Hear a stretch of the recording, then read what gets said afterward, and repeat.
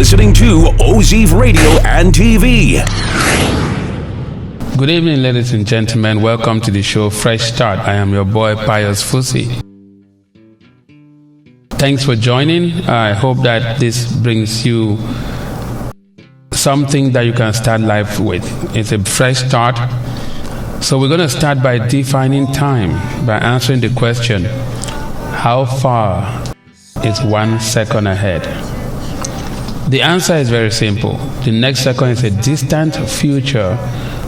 They've used the word distance to brainwash us.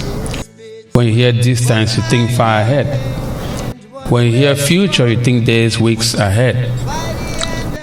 God did not make us to crawl before walking for no reason.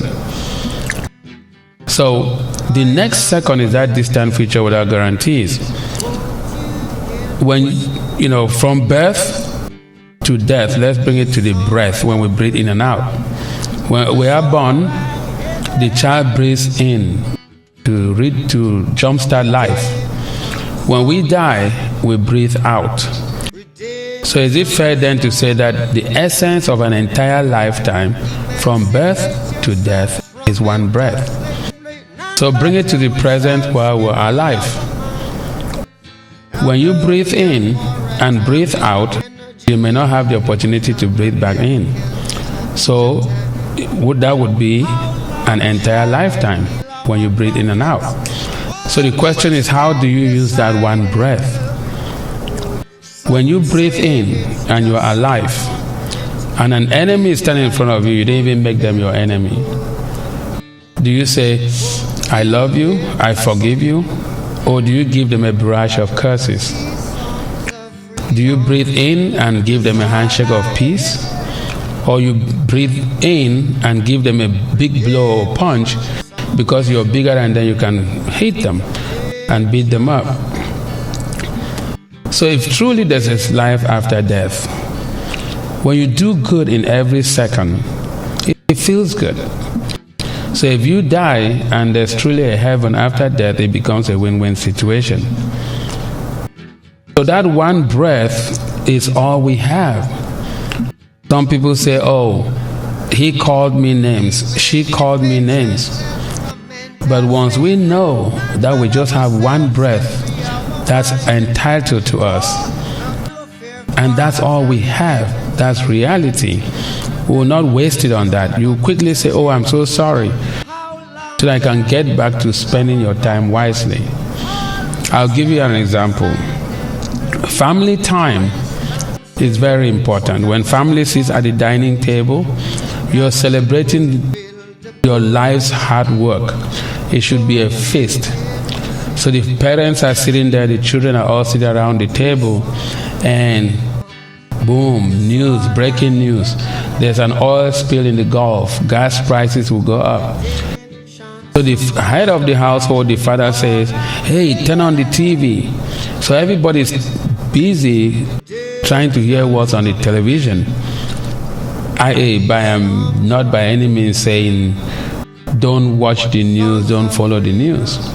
But all you're talking about before you go to bed is gas prices will go up. So you go to bed and you sleep. The next day you do the same thing. And the fear they've put in our head is that gas prices will go up for the next 3 months.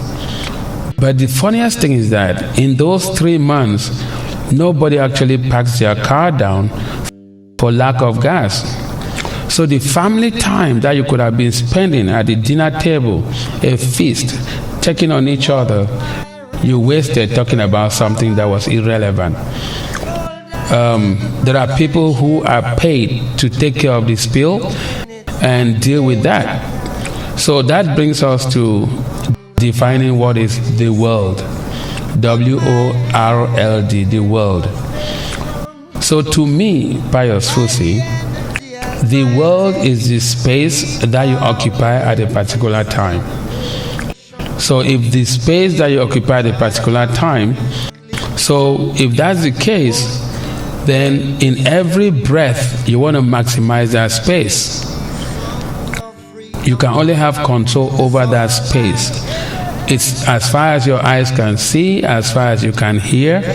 smell, or taste, or touch. So we have to be very careful. Whatever is happening beyond the wall of your house, you don't have any control over. So instead of wasting every second thinking of the possibilities of stuff that could be happening next door or outside your wall, you should be enjoying what is in front of you. So ladies and gentlemen, we just want to really understand what is real time. Then we're going to start knowing how to spend that time. A lot of us will sit and we get angry. You know, you're spending time with your loved one at home. You have 24 hours in a day, which is so many seconds. And in 1 second, your loved one does something wrong to you. You throw all the good things that they've done for you all day, and you hold on to that one small thing. And we keep saying that life is not perfect. The world is not perfect. Nobody is perfect. So, but then why do we hold on to the imperfections? Why? We don't have too much time. So 1 breath or 1 second is all we have in the present. What is a present? A gift. What is a gift?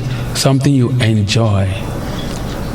So if God really truly exists and He represents good, and you think of God in every breath, which is all you have, then Satan doesn't have any space in your life. So we have to be careful. Whatever I'm telling you today, whatever we're saying, we're planting a seed. We need to keep reminding ourselves in every second, in every breath, what is important, what is not important. And so we maximize our time. There are 31 some million seconds in a year.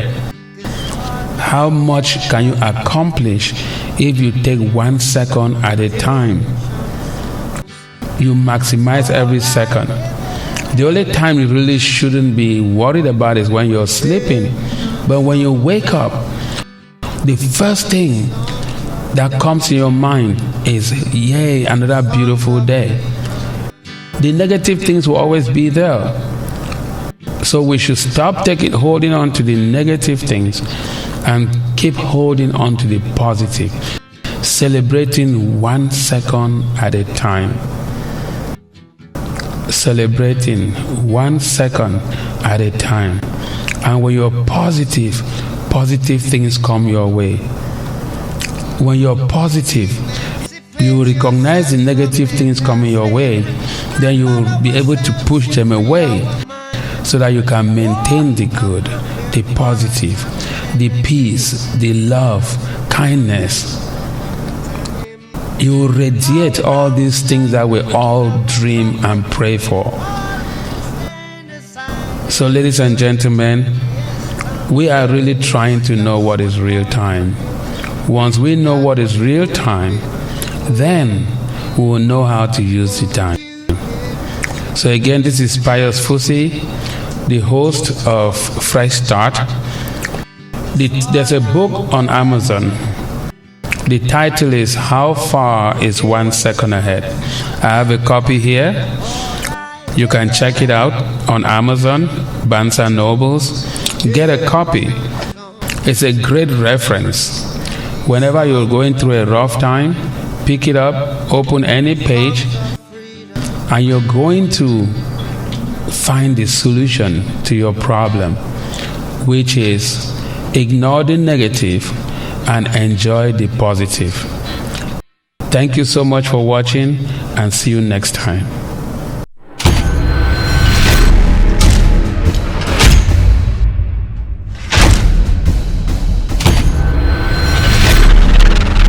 You're listening to OZ Radio and TV.